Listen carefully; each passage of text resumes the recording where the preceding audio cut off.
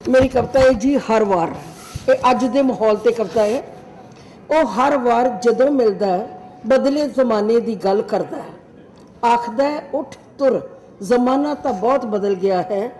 वो राह जो तेनों किते नहीं पहुँचाते, हफन का थकन का एहसास देंदे हन छड्ड दे, पर तेरे पैरों हेठां परंपरा का चिक्कड़ उठ नवे जमाने की उंगल फड़, जमाना तो बहुत बदल गया है।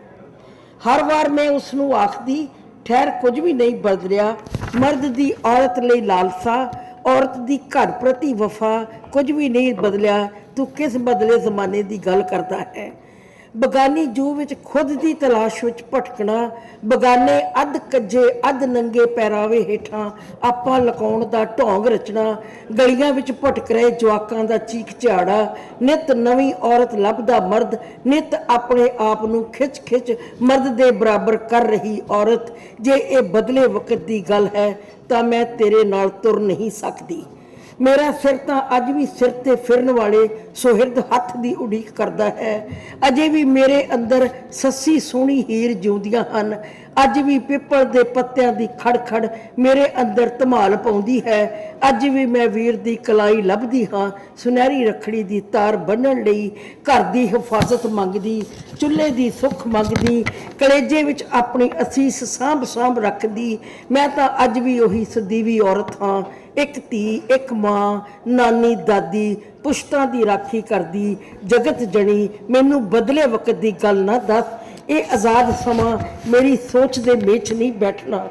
इस विच चुल्हे का मोह नहीं, माँ की धड़कदी आंदर नहीं, सुखा मंगदी पत्नी नहीं, सुबर नहीं, झांजर नहीं, तियां नहीं, लोहड़ी भी नहीं, कि बदलिया वक्त वरगला के लै गया है मंडी विच मेरा विरसा मेरी विरासत।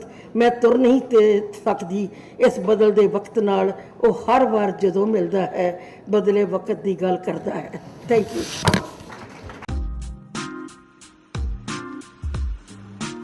ਅਸੀਂ ਤੁਹਾਡੀ ਲੋੜ ਮੁਤਾਬਕ ਤੁਹਾਨੂੰ ਪ੍ਰੋਪਰਟੀ ਲੱਭ ਕੇ ਦੇ ਸਕਦੇ ਹਾਂ। ਕਮਰਸ਼ੀਅਲ ਜਾਂ ਰੈਜ਼ੀਡੈਂਸ਼ੀਅਲ ਪ੍ਰੋਪਰਟੀ ਖਰੀਦਣ ਜਾਂ ਵੇਚਣ ਦੇ ਲਈ ਭਰੋਸੇਯੋਗ ਅਤੇ ਇਮਾਨਦਾਰ ਸੇਵਾ ਪ੍ਰਾਪਤ ਕਰਨ ਲਈ ਪਲੀਜ਼ ਕਾਲ ਮੀ ਐਟ 778 552 7636।